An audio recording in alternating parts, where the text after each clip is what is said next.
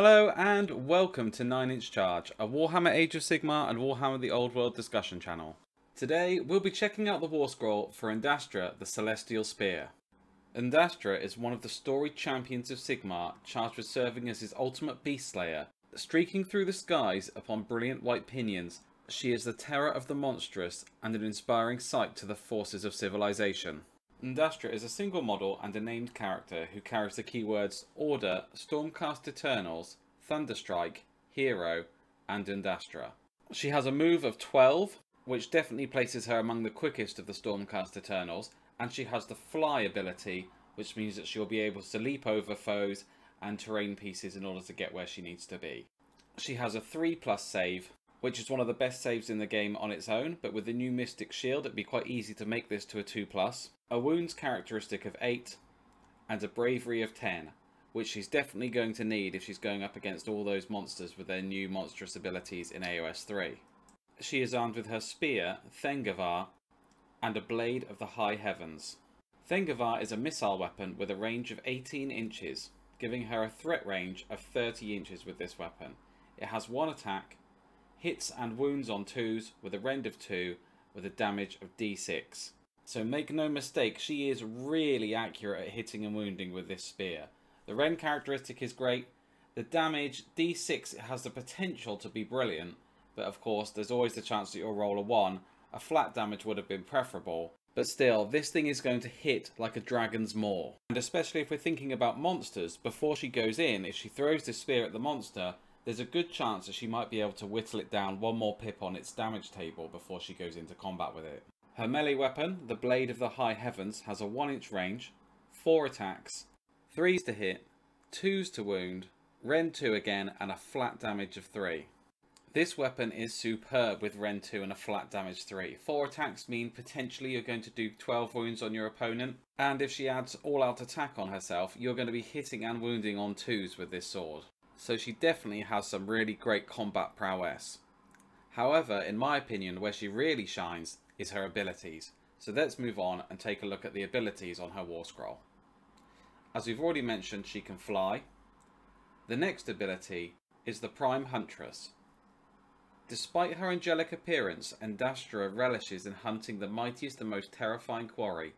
Lifetimes of experience, celestial strength, and the power of her spear, Thengavar, see even the most monolithic terrors swiftly fall before her wrath.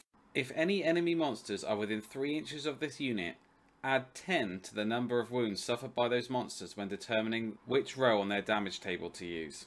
This means that against monsters such as the Ale Guzzler Gargant, a Phoenix, the Gothisar Harvester, a Carnosaur, a Vermin Lord, Mangler Squigs, they're all going to be fighting on their lowest rung of their damage table automatically, even before you cause any wounds to them, as if they're on their absolute last legs. So their ability to strike back against Yndastra and cause any serious damage is seriously negated. Not that that matters too much because of her next ability. Champion of Sigmar. Forged by Sigmar's own hand, Yndastra is protected by a divine aura so potent that swords and arrows simply rebound off her. This unit has a 4+ ward. So that, just to clarify, is a 3+ save and a 4+ ward. And unlike the monsters she'll be fighting, she never degrades. So she is going to stay this tough for the duration of the battle. She is going to be incredibly hard to take down, especially with the new heroic action, Heroic Recovery, giving her the ability to heal up to D3 wounds per turn by herself anyway. The next ability is Dazzling Radiance.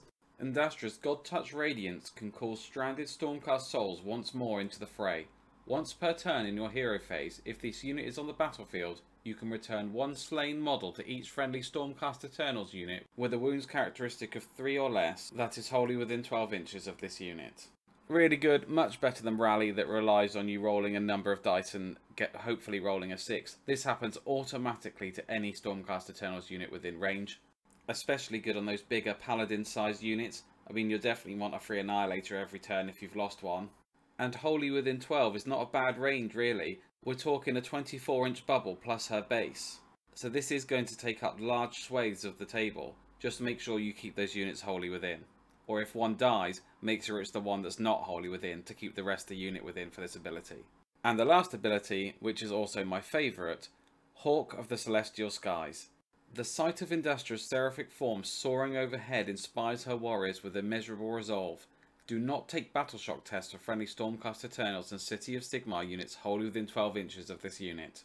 So now this bubble becomes immune to battleshock and return one model to the unit per turn. And she inspires Cities of Sigmar units.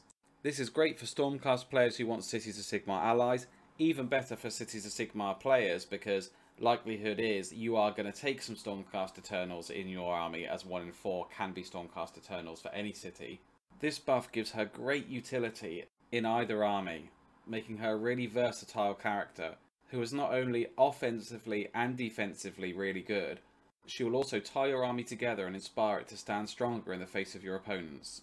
I've got to say, as a Cities player, this Warscroll alone makes the Stormcast half of the Dominion box so much more tempting. Please let me know in the comments what you think of her. Please let me know what heads you think you'll be taking. Is anybody going to take on Kragnos with Yndastra? I think that's a matchup we'd all like to see. Please drop this video a like if you found it useful, and please consider subscribing to the channel for more content like this in the future. Thank you very much for watching. This has been 9 Inch Charge, and I will catch you next time.